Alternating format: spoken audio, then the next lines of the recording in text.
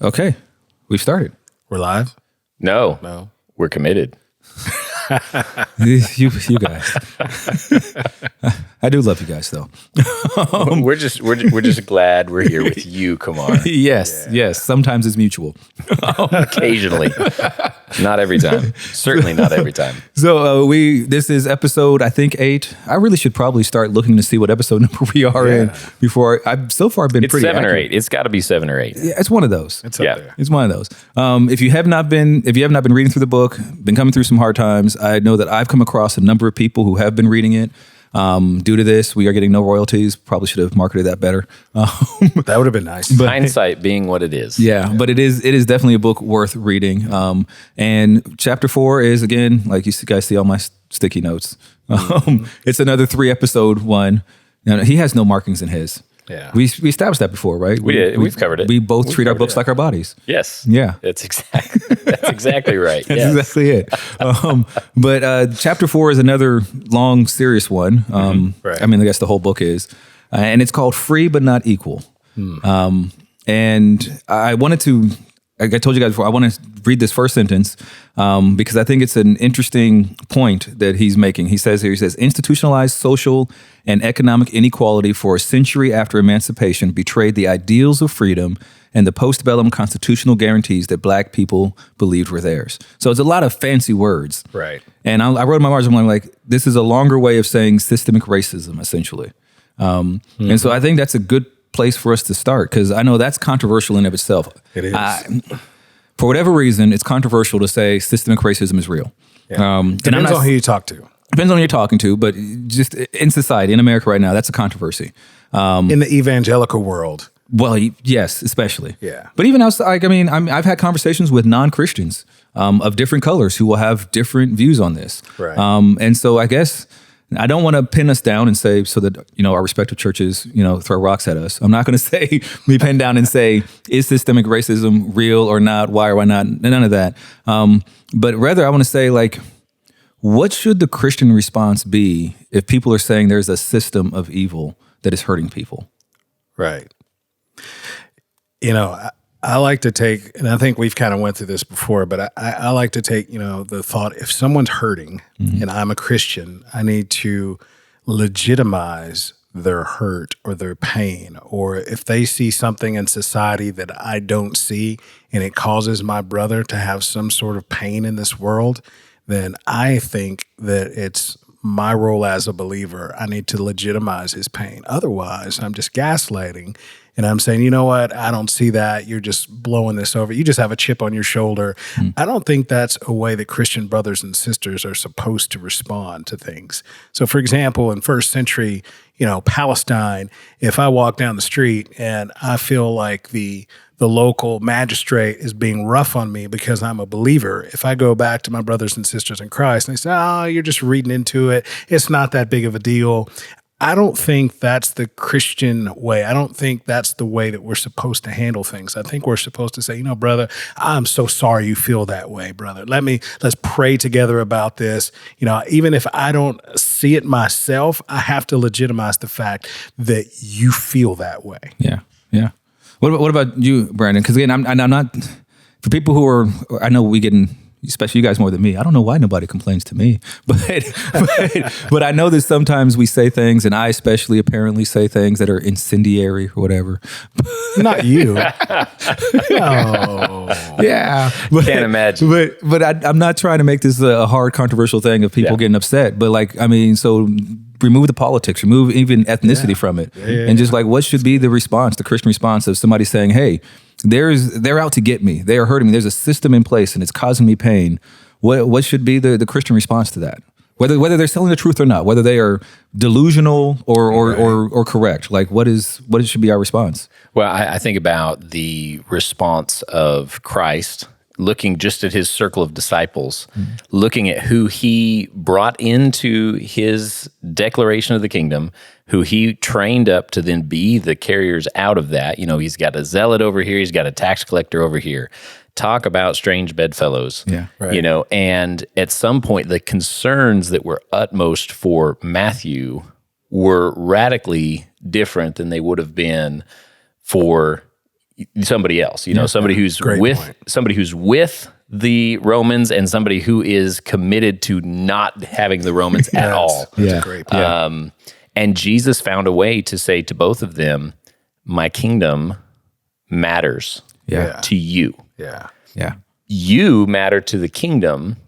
And so in some way, shape, or form, that conversation happened where Jesus was able to engage with this broad range of people. Yeah. That's great. I don't know that I would use the word legitimize, right? But at least recognize. Yeah. Yeah. I don't know that we want to say we're going to legitimize everybody's pain, everybody's sense of this, but we do want to at least acknowledge and empathize. I thought how you said it was great. I'm sorry you feel that way. Let's pray about it.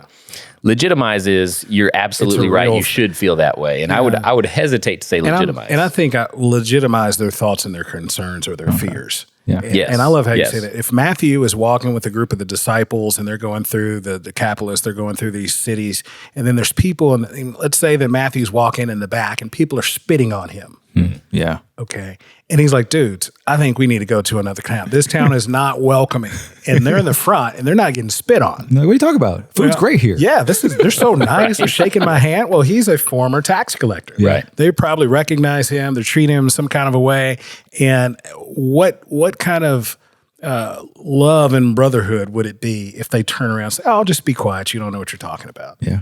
I don't think that's the way that would have went. Yeah. Right. I will say too, speaking what you're talking about, recognizing, legitimizing, I think one of the things that's important for bridging that, and as we're going to get into, at least in this episode, is understanding history. So much of, especially when we talk about this idea of systemic racism, or is there this thing that exists, it has to do with history and the way people understand it and know it and view it. Yeah. Something that I know that came out early on with you and I is that there were things that you didn't know about historically. Oh, yeah. And it goes both ways. Like there were relevant things about the history of Idaho that I don't know.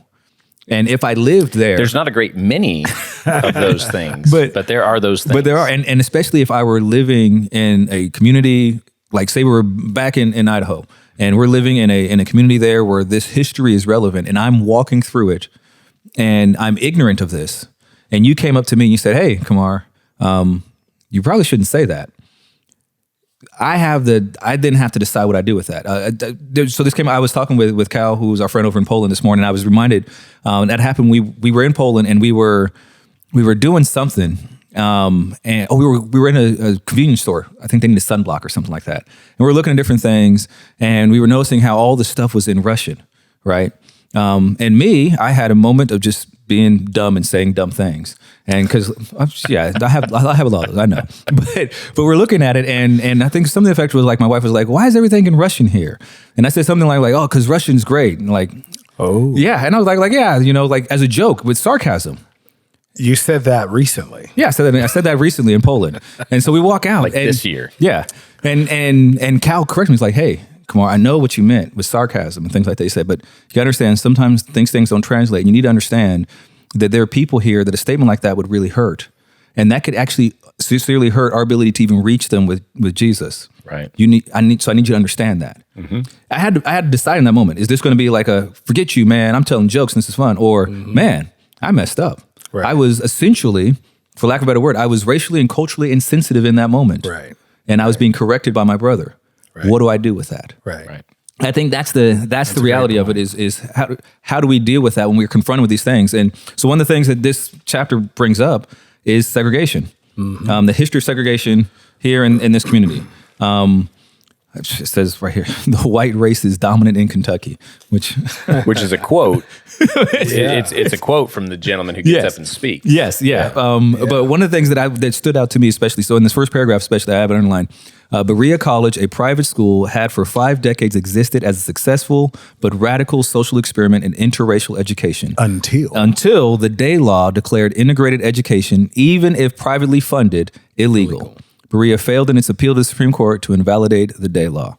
And so we have this Day Law, which existed because of a local to Hopkinsville. Right. Breathitt, he's got stuff named after him all throughout the state. What about in town? I think there's a couple of things in town, but I know across the state, he's a famous politician. Yeah. And his big thing was segregation. Yeah. We got to make sure it's mandatory. In fact, so much so that even if you want to privately fund your institution, you're not allowed to be integrated. Yeah. He didn't think it was just a politically good idea. He thought it was a moral and a natural good thing. Yeah. Yeah. He was sold out for the cause of segregation. He wasn't a hypocrite. He was at least sincere. Yeah, he was sincerely wrong, but he was sincere. He was kind of like George Wallace of Kentucky, sort of. Yeah, with your wonderful quote you were saying as we were getting ready. Segregation then, segregation now, and segregation forever. That's George Wallace. The funny thing, okay, so not with Richard, just so we're clear. Definitely not me. So with that quote, with Breathitt and all that, like, in a way, Wallace wasn't wrong. According to Breathitt. Well, no, I mean his statement of segregation forever. Because think about why we're doing this. Think about Hopkinsville. We're still talking with about its 30-some-odd% black population. Yeah. I mean, think about, I don't even know what the percentage is right now for the Hispanic population. And like we have a substantial, sizable Japanese population. Are these ethnic groups largely segregated here in Hopkinsville? Yeah. Yes, they are. Yeah. I mean, you're talking about the Day Law. This goes back to 1904. George Wallace is in the 1960s, and now we're talking, what is that, 60 years later, we're still talking about it. And we still have segregated communities in America. His heart was in the wrong place. We don't agree with his desire for it to be that way, but in a way, he wasn't wrong. It still is segregated here in America. We're still talking about it because we still have this segregation. Don't you think that is just a part of the human experience, not just an American phenomenon, Right. where like tends toward like, and that's kind of natural. And I think that some of the pushback that people give on talking about issues like this, some of the pushback that comes in when you start bringing up issues of race and integration and different things like that, a lot of that comes because people are like, well, it's just natural. It's just natural. And I don't know if it is. I don't agree with that. You want to go first? Go ahead, because I disagree about it being natural, actually. Yeah, you don't see it everywhere. I think there's some social engineering that takes place for those things to seemingly become natural. You look at apartheid in South America; those things were socially engineered. You could take colonialism. I don't think those things are naturally that way. Matter of fact, when I just came back from the Dominican Republic, and it used to be known as a mulatto nation. Yeah. And people from, the shades were all under the sun from light to dark, and they get along fairly well until you start to research the history to find out why things are the way they are now.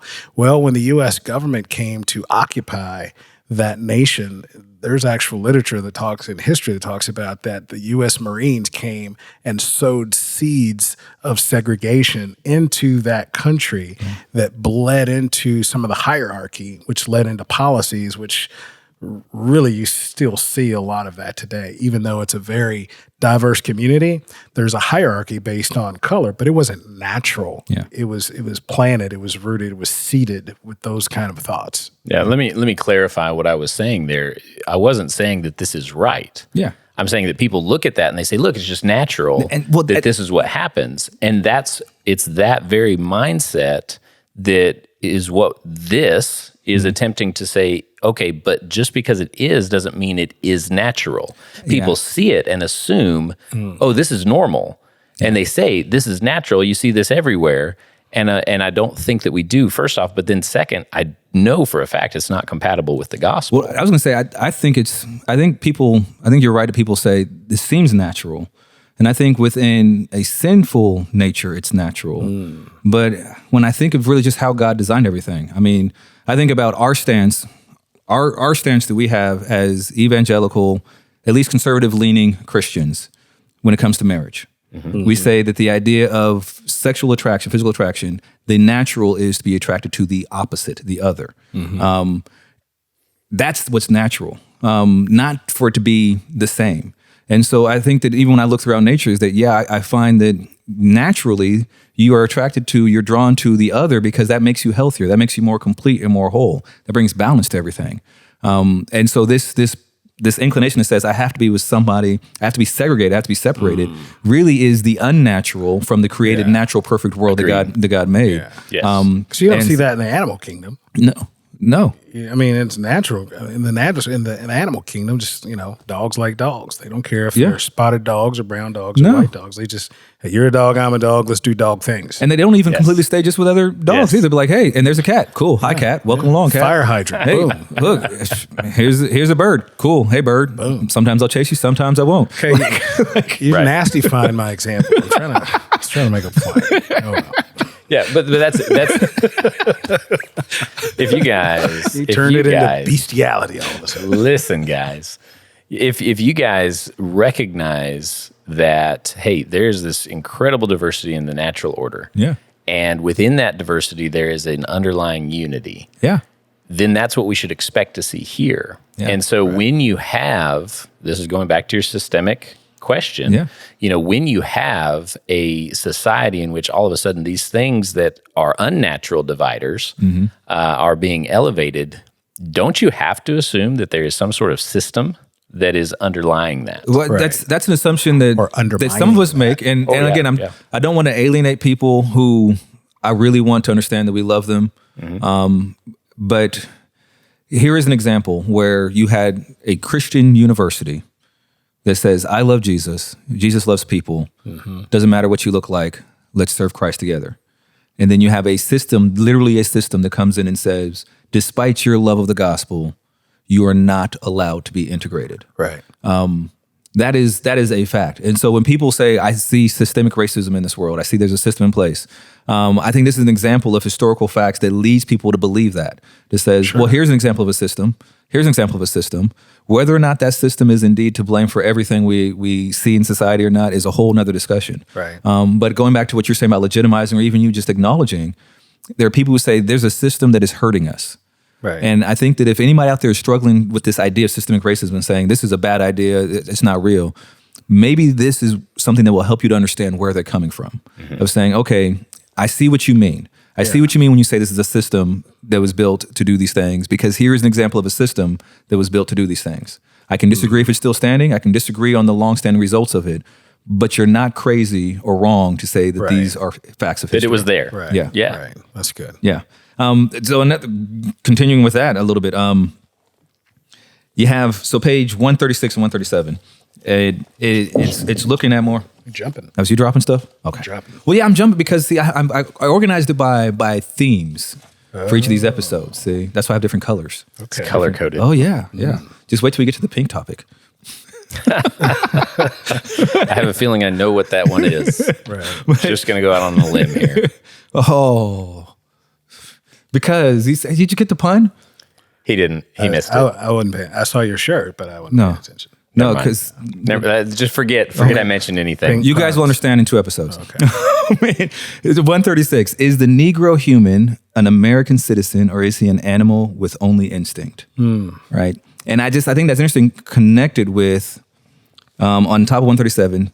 It seems paradoxical that the institution of slavery was built on social contact, which in its own way enabled masters to exercise a direct and personal control over slaves. Yet post-1865, social arrangements moved toward greater separation, segregation, and social distance. So you have this idea that they're struggling for the idea of humanity, of am I even human or not?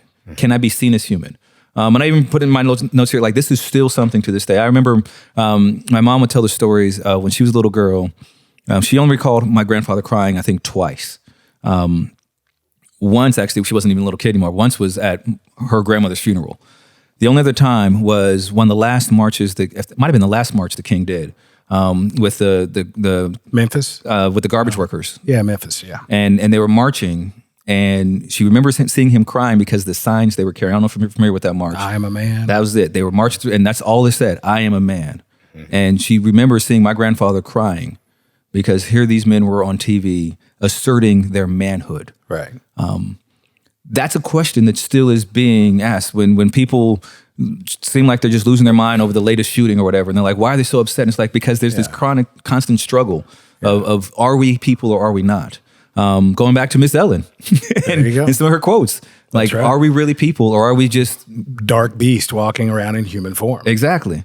And when you connect that with this idea of segregation and how there used to be this system where we were all together, dehumanized but together, and now you separate us, how I don't like quoting Barry or agreeing with Barry because I disagree with Barry on a lot of stuff, Wendell Berry. But he argues, he says... I probably agree with him on more than you do. You definitely do.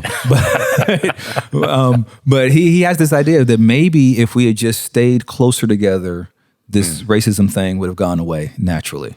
I don't agree with that premise, but I do agree that it's only hurt. Like the Great Migration never happened? Or? Yeah, he's actually opposed to the Great Migration. He said if all the black people just stayed in small communities and we all stayed small farmers, we would have been easier targets.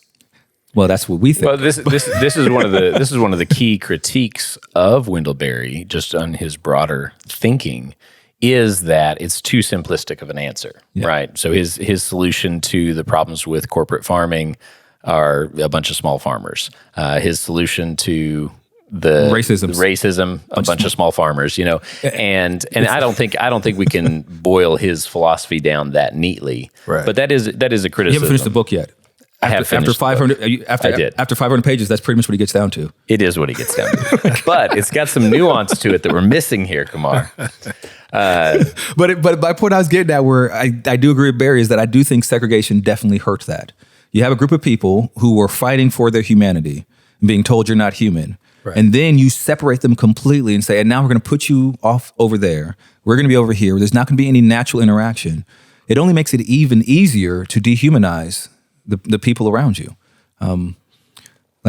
It's one of those things that I think that he's right on, is that segregation, education, that was important. But I think bigger than that is that it really helped to solidify dehumanizing Black Americans. Mm-hmm. Yeah, and I think that proximity, the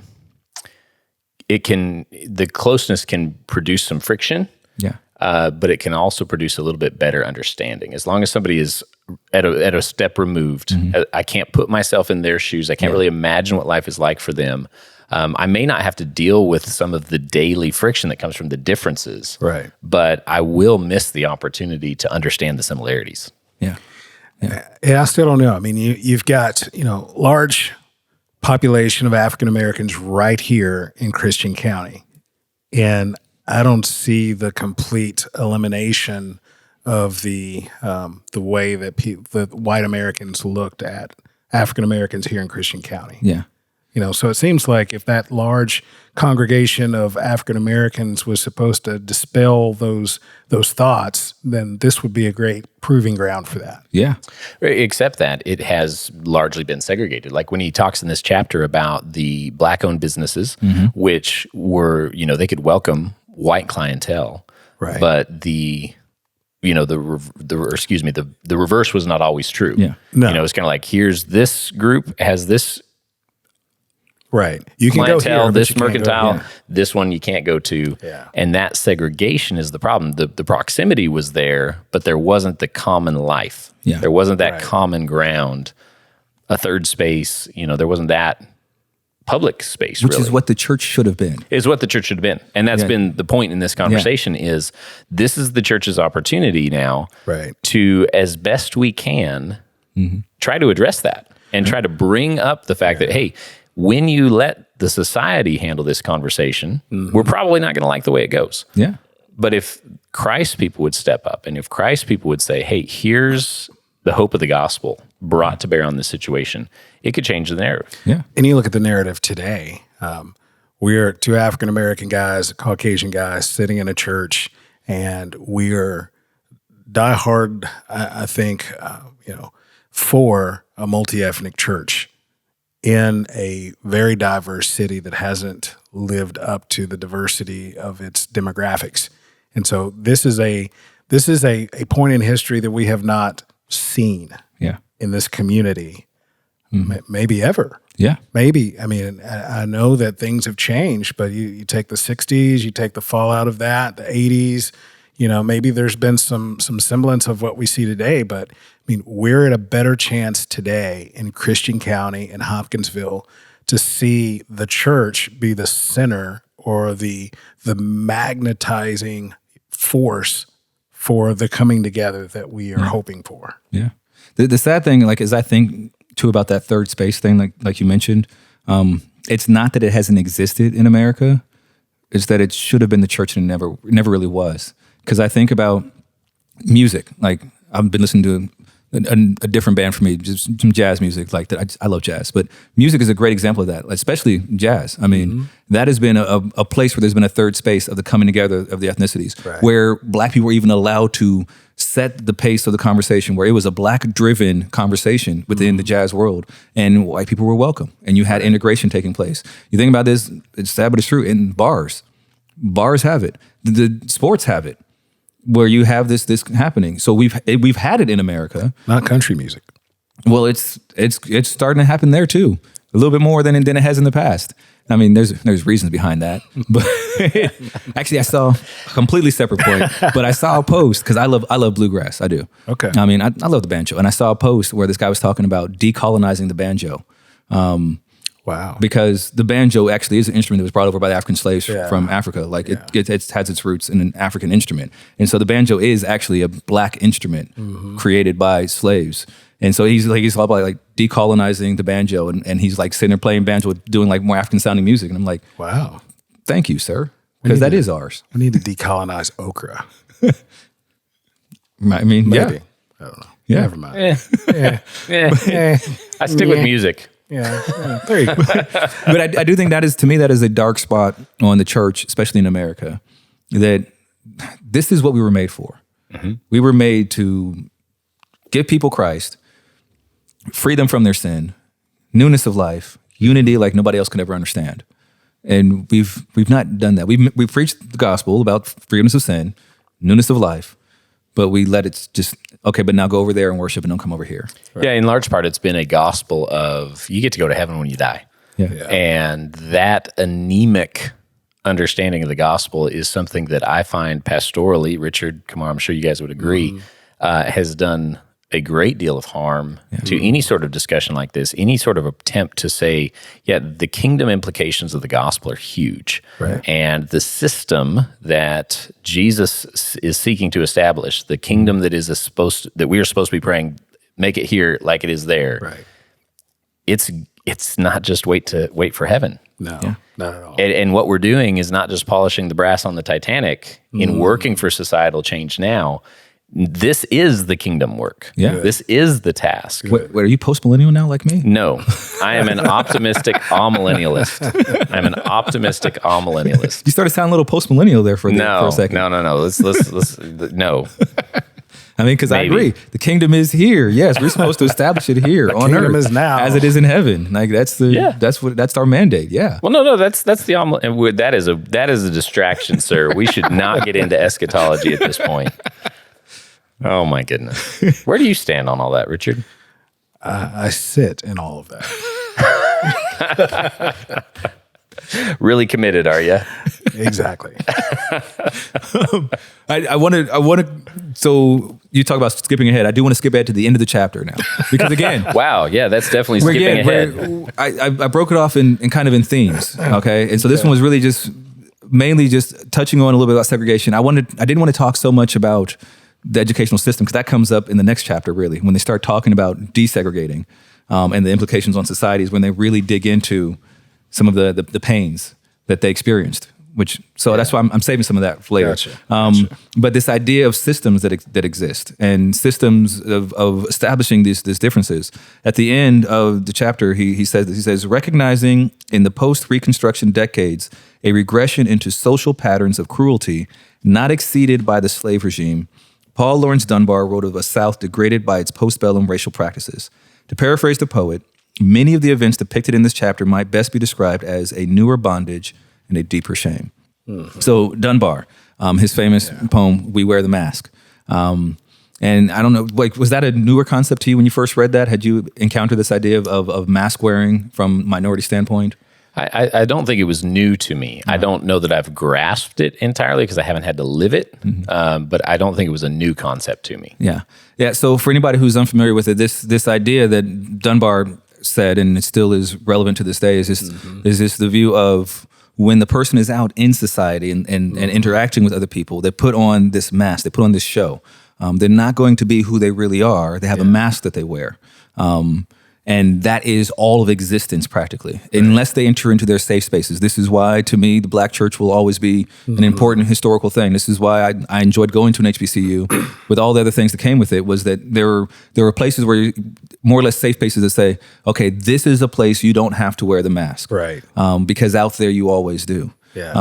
And what he's saying here at the end of this chapter essentially is that this idea of mask wearing, this idea of separation and systems that are taking place, I think was really controversial about it is that he's saying that cruelty not exceeded by the slavery regime.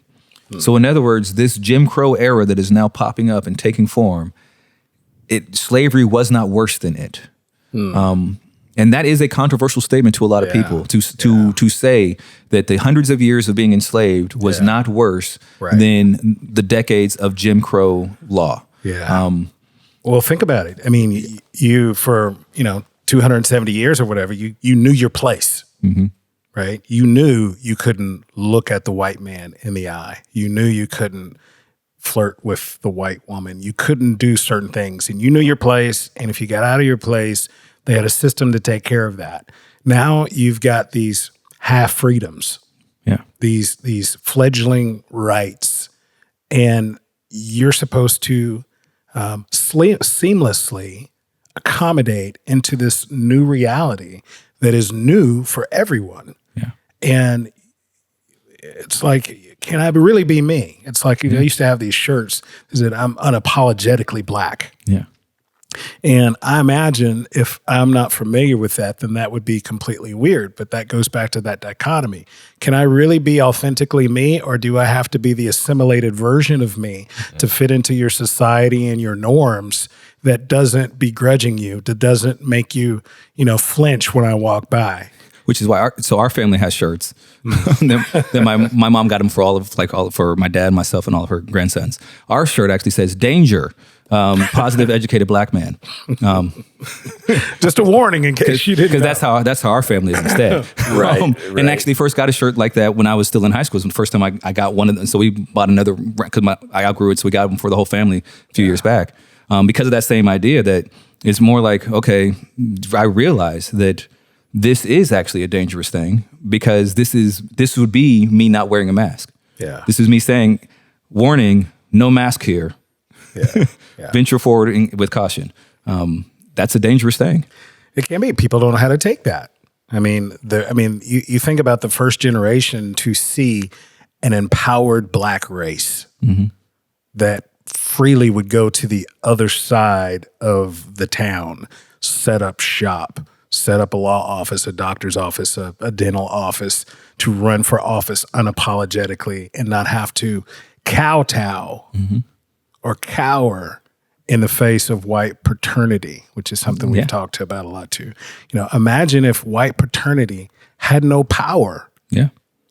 Or it did not have unequal power. Right. It didn't have more power than other ethnicities did in the situation. Imagine if those old things didn't work anymore. Yeah. I mean, that's the fear of losing power does a lot of things to a lot of people. And we've seen that throughout history.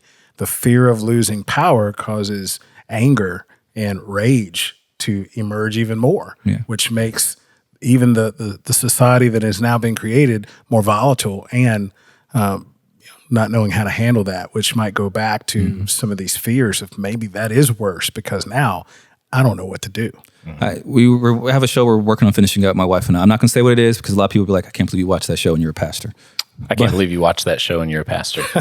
There, I said it, Kamarr. But in the show, it largely takes place in the 60s, and this father character, he's wrestling with feeling his own sense of failure in his life. And he's talking to these other guys, and it's all centers around his daughter. And he gives this beautiful soliloquy where he talks about, I poured into my son. I poured into him. I took him to work with me. I gave him every opportunity. We sat and we said, let's dream about what you're going to be when you grow up. And he's like, and I never did that with my daughter. He said, and now I look, and my son, my daughter's amazing. She's got all this talent and ability, and she's so strong. She's gone through all these heartaches and difficulties in these last few years, and she's come out like this new person. She's been amazing. And he's like, and I fear that maybe this isn't a new her. This is who she's always been, and I just never saw it. I never recognized it. Who would she be had I actually nourished her and nurtured her the way I did my son? Who might she be today if I had seen that in her and recognized that in her? Maybe our whole lives we've been doing this all wrong, and I missed it. And I think that's really part of the question we're having about this is like a lot of people will say, well, what if? Like maybe this is a problem. Maybe it is where we're focusing so much energy on one group of people and not another. And what would happen if we gave them the same or just didn't give the other people extra? What would it look like? What would it look like if the playing field was level? I mean, we don't even know what that looks like because the people who decide what the playing field looks like would be biased. Yeah. So, I mean, when you're saying that, I'm thinking about the current debates about history and what should history be taught and what level should it be taught and, who decides what history should look like and feel like and be like. And how can you make that level? Yeah. How can you make that equal in proportion to what it should be and versus what it is? The only way I know is through Christ. Amen. That's why I love that we're doing this, but that's why also sometimes other people might say, man, Kamarr, you seem really frustrated with the church. Yeah, I am. And I can be as a pastor. I'm allowed to be. I'm on the inside. But I am because it's like, man, this is our job. Mm-hmm. You know what? I look at that with great joy. This is our job. we get to, and I don't know about you guys, but for me, I get excited about being, I don't know what the word is. I'm trying to think of a big smart word like the precipice. We get to stand in this position in history and we get to help lead a body of people in society to places that society has never been to before. Yeah. Right. It's like, Star Trek to boldly go where no one has gone before. That's fun. Yeah. To me, that's exciting. I mean, everything that we're talking about, this is just helping to set the ground, the atmosphere for the kingdom of God in heaven coming to earth and being like it is in heaven right here in Hopkinsville. Yes. I don't know. That's exciting to me. Yeah. You're a visionary. You are a visionary. You're an entrepreneur. That kind of stuff is thrilling. Yeah. For me, what thrills me about this is the most exciting thing for me is when I see light bulbs coming on. Yeah. When I see somebody turn the corner and all of a sudden something they haven't understood, they haven't got, all of a sudden, yeah, that right there is so good. Yeah. And it's my hope that in this conversation, in every time I'm opening the Bible on a Sunday morning or a Wednesday night, my hope is that that's what's happening. Yeah. Is that somewhere light bulbs coming on. Normally the light bulb is mine. Yeah. Have y'all done that? You've been teaching, you've been preaching, and all of a sudden you're like, dang. whoa. And that's that is so cool to me. Yeah. And I don't want to be overly simplistic in this because we've talked before. This is a very complex topic. We're dealing with a very complex situation. We live in a very complex world. Yeah. Mm-hmm. But so many times the light bulb comes on for me when I quit looking at the problem and I start looking at Jesus. Yeah. Or when I look at the problem through the lens of Jesus. Right. Yeah. And then it's like, oh, now it makes sense. Right. And I think that as much as we can as the church, we could point to the craziness in the world and we could say, hey guys, the reason this doesn't work and the reason why you're so divided right now is because you're not looking at this through Jesus. Yeah. It's good. You're missing it because you don't have that right lens to look at things. I will say, talking about what excites us about this moment and all, it's when I hear about other people talking about are people responding to this. Like when I went and one of my friends said like, hey, yeah, I got this lady working for me and she says, you're talking about racism and white people and black people. It's like, so she's actually talking about it at work. Right. Wow. She's going and she's engaging in these conversations with other people. Great. I mean, she might misquote me here and there, but it's all right. Right. Because they're having the conversation. Or when other people come to us and say, hey, Kamarr, I was talking with so-and-so about this, and this is what we were saying about it. What do you think? Like that's what gets me excited because it's like, okay, you're not relying on it being, we have to be in the conversation for it to be had. Right. Because to me, that's the goal. I mean, we talk about this as ministry, right? It's like working ourselves out of a job. Right. Yes. You should get to the point where you have the Spirit, you have Christ, you have His Word. You don't need me per se. Right. I mean, yes, there's the role of pastor, but you're out there doing ministry. You got the body. right. You know? got the body taking up the work of the ministry. Yeah. That's right. The pastors. Ephesians 4:12. Yes. Exactly. So when I see that and I hear that they're doing that and none of us are in the conversation, They're just engaged in conversation and wrestling with it themselves in society. Like, yes, that's the goal. Like, is for you to go out and do it. Come on. For me to be irrelevant. That's right. I mean, that's we can play idea. the banjo and eat okra. Yeah. Yeah. But decolonized banjo and okra. Yeah, because that's tastier. Hey, if the okra is fried, I'm there. I have that's- yet to try any other kind of okra See, that's that I like. that's that colonized okra though. That's that colonized okra. Cornmeal. I will take your decolonized banjo, but I am keeping my colonized okra.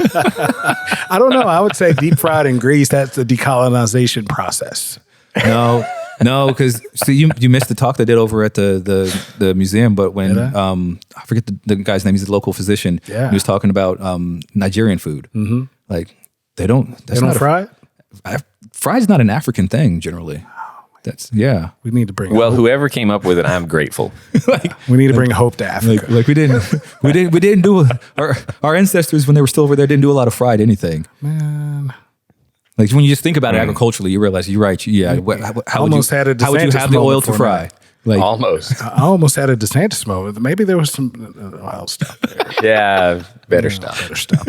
I think we might get ourselves in trouble if we keep up on this. Yeah. I thought we already got in trouble. What? So last open-ended thing before we close out this episode, just focusing more on this issue of segregation. Have you guys ever like really encountered that educationally or in your life? Or with your kids, it's segregation. I mean, I know your schools aren't segregated. Well, I guess yours is at home. Your homeschool. Mine's about as segregated as they can get. Your kids go to an all-white school. So They do. Yeah. Every day. But your kids go to an 100% integrated school. My school is the most diverse school in this county. I don't know No about doubt. the most diverse in the think county. it is. Everybody is something. everybody's mixed though. Yes, everyone. There's, all of them. There's no mono-ethnic people in your school. No. See, that's not diverse. For you guys, they're both homeschoolers, okay? Their kids are Yes. homeschooled. Yeah. So Yes. that's why I'm saying this about them. But I appreciate that clarification there because that could have come out I realized wrong. that might be That's necessary for you guys. Yes. Might be too much. Now, what was your question? But I mean, the idea of experiencing this idea of segregation in the school system personally at all, because I mean, like I know that I've experienced it. I know, even though I'm from Southern California, I was always like the only person who looked like me in my classes. Schools I went to, I even went to a separate school when we were in Huntington Beach, the last school I went to, because I had to go off to the school where all the gifted kids were. Yeah. So it was even further segregated. Gotcha. And so I've experienced that. I've seen that color line, and then even working in the school system here, and I was working in public school, I could see like my honors classes did not have as many people of color as my non-honors classes. That started changing towards like my last year there. I think it was partly because you recommend and because I carried over from one year to the next, and I was kind of rocking the system a little bit on who I recommended for honors courses. But I saw that even there of the segregation of honors versus non-honors, or in the school system here in the public schools. Yeah. Certain schools are more brown than others here in Hopkinsville. That's just the facts. But I was wondering, do you guys have any experience with that, of dealing with segregation, of seeing that? Well, I can tell you when I grew up in a very, very small rural town and county in West Tennessee, rural West Tennessee. And when I grew up, I can just give you the example that I had when I grew up. All of the African American and poor white kids were put in what they called Chapter 2. These were these, like slow programs, like all the kids were in that. And when I went home one day and I told my mom, she's like, how was school? This was at the beginning of a school year. I said, I'm in Chapter 2. And she's like, why? And all I remember is the next day she went to school, she yelled at some people, and I got out of that. But I remember my cousins, they stayed in it. Yeah. And throughout the rest of their scholastic career in elementary, middle school, and high school, they were always in classes that were not academically challenging. Yeah. And I don't know if that was just the prejudice that they had, but that was the prejudice that was perceived. Yeah. Yeah. What about you? I mean, I know that you were, full disclosure, he was homeschooled as well. So there's that. Yeah. So, but my mom was a public school teacher Yeah. up until I think 5th grade is when I started homeschooling. But I don't recall really seeing segregation. But again, I was in Oregon, and as you guys taught me several weeks ago, months ago, however long that's been, like there was a reason. Did we tell people that? Do they know? I mean, we talked about it, but I don't recall what we said in the episode. I think we said it. We mentioned something to the effect in the episode about that. They didn't like black people in Oregon. Oregon apparently Yeah, didn't like black people. Yeah. So that was just my context in public school. I didn't see it. I didn't know it. When I got to Idaho, I was homeschooled, but I played sports in public school teams, and there it was less African American versus Caucasian, and more you had a lot of Hispanic families that had come in to do agricultural work or whatever. Yeah.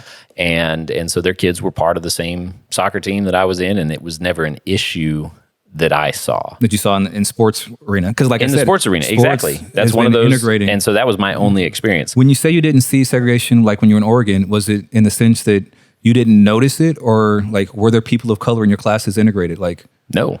And so that's what I'm saying. Like it wasn't there to see. It wasn't that there was no segregation. It's that you didn't see that it was there. I didn't even know it was a thing. There. Well, I mean, I think I wanted to clarify that because that is a very common experience. I was telling my wife, we've been together now 22 years. So most of her life now, she has been with a black person. So her way of viewing things is different. Right. I mean, it's hard for her to remember what it was like viewing the world as a white person who saw things only from the white perspective. Right. She's forgotten a lot of that. And so she's less patient than she should be, I think, sometimes with her fellow white people.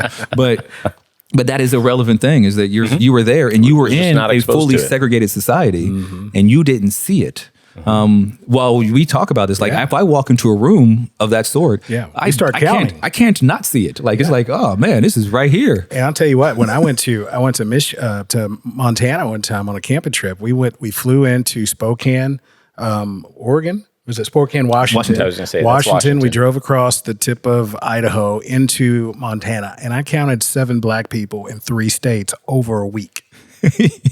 Yeah, wow.